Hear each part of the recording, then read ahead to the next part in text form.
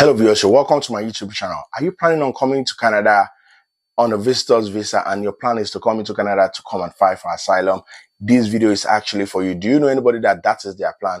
Video is actually for you, and I will implore you to actually watch this video to the end because it's actually loaded and there's some information that are very pivotal and it will actually help you in your decision making. And guys, stay tuned. I will be back. Alright viewers, welcome back to my YouTube channel. I still remember my humble self, MC Bernardino. This is Canada Reality. I divulge information for those that are already in Canada and those that have aspiration to migrate into Canada. Is this your first time on this YouTube channel? Welcome to this YouTube channel. Please hit on the like button, subscribe to this YouTube channel, and hit on the notification bell so that anytime I drop a video, you'll always be among the first to get it. You're welcome. And for our returning viewers, we love you so much. All right, so just like I said in the introduction, that it's your plan to come into Canada to come and file for asylum. That is what your plan is, irrespective of where your country you are coming from. But your plan is that when you come into Canada, because you already have your study visa, work visa, visitor's visa in most cases, you want to come up for asylum. You need to get your ass together before you make this decision, because CBSA, based on the information that we got from CBSA in the last few weeks, once visitors come into Canada, they undergo a rigorous process. Over 40 visitors visa holders that came in through the Montreal airport were returned back to their home country, and majority of them are from Nigeria and India. That was the information we got.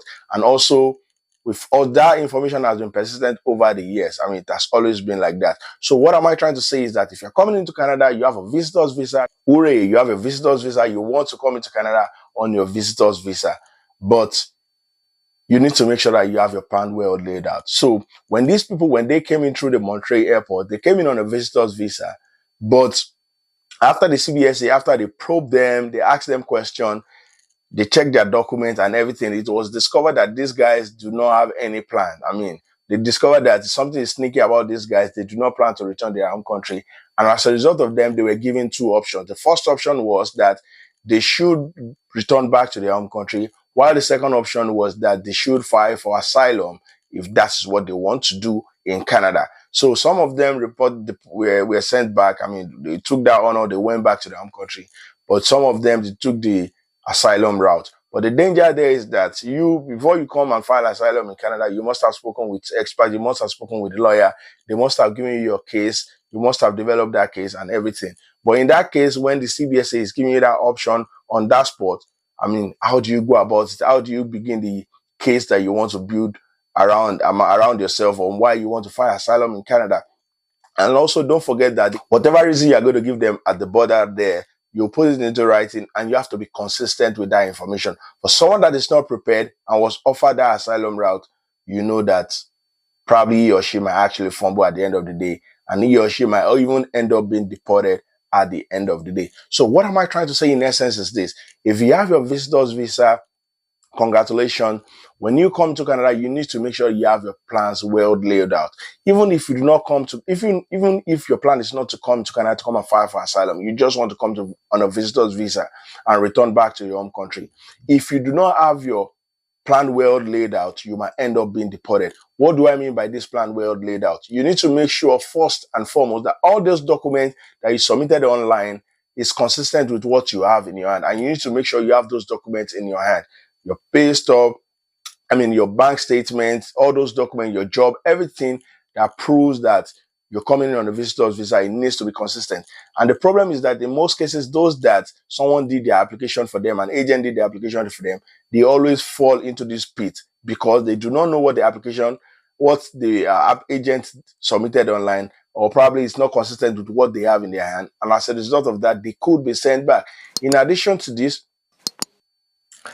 another thing that is very important is that once you are coming into Canada, before you even leave your home country, you need to make sure you have a plan of where you're going to stay. If you're going to lodge in the hotel, you have the itinerary, everything in your hand, well printed out. All those information, their phone number. And if someone is coming, if you're staying in someone's house, you need to make sure you have their phone number, their address. Because in most cases, when you get there at the border service, they will ask you, where are you going? Do you have the address? Who's picking you up?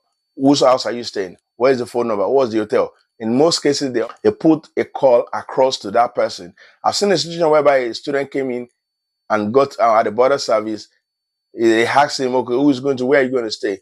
He gave the number of his friend that he had spoken to in Nigeria before he traveled. Well, quite unfortunately, the guy did not pick his call, and that was the beginning of a problem for him. So if you're found in that situation, sometimes if you're not coherent with those information, it's not consistent, you might end up being sent back to your home country.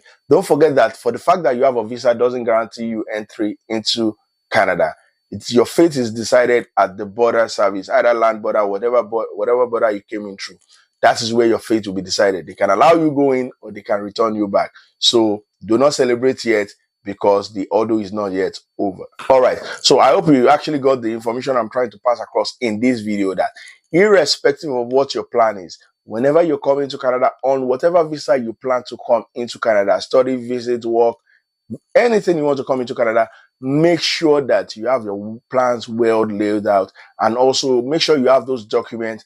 Make sure that if you're not the one that filled your application, you are conversant with all the information you put online, and make sure that there's consistency in those information and the documents, because sometimes you may be lucky at the border service, you meet a CBSA officer that is lenient, that is not ready to stress you. But quite unfortunately for you, if you see someone that is ready to probe into you or probe further or why you are coming in here and information like that, if you are not ready to provide the information he or she wants to hear, sorry, you might be returned back to your own country. So what again I will implore you to do is that you have to comport yourself when you get here. And also, I've seen a situation whereby someone, he has a visitor's visa, right? And his plan is to come into Canada to come and file asylum. So prior to him leaving his own country, he was chatting with someone here in Canada that he knows, and was chatting on how he's going to file for asylum and all those things and all those information. So on the day he got to Canada, the border service, I mean, they were trying to quiz him for some information, and they got to the point that they had to take his phone. They have the right. They take his phone and they went through his messages, and they discovered that this guy's purpose negates why he's coming here. His purpose initially was to come in on a visit, right, and return after 2 weeks. But based on information, based on the conversation they got from his phone, of his conversation with his friend, they discovered that this guy plans to work, file for asylum, and as a result of that, this guy was deported back to his own country. I don't want this to be your lot. I mean, that's why you need to make sure that you cross the T's, dot the I's, plan yourself, make sure everything is well laid out. And the party is not yet over until you get to the CBSA office and you pass through them and you enter Canada. That's when you can start celebrating. So the moral lesson is that make sure you have your ass together, plan everything together, make sure everything is well laid out so that your immigration process will actually be very prosperous. Also, what you need to do is watch immigration videos like this, speak to experts, speak to immigration lawyer that can actually guide you on the best way for you to go about it. All right, do you have any question, any comment?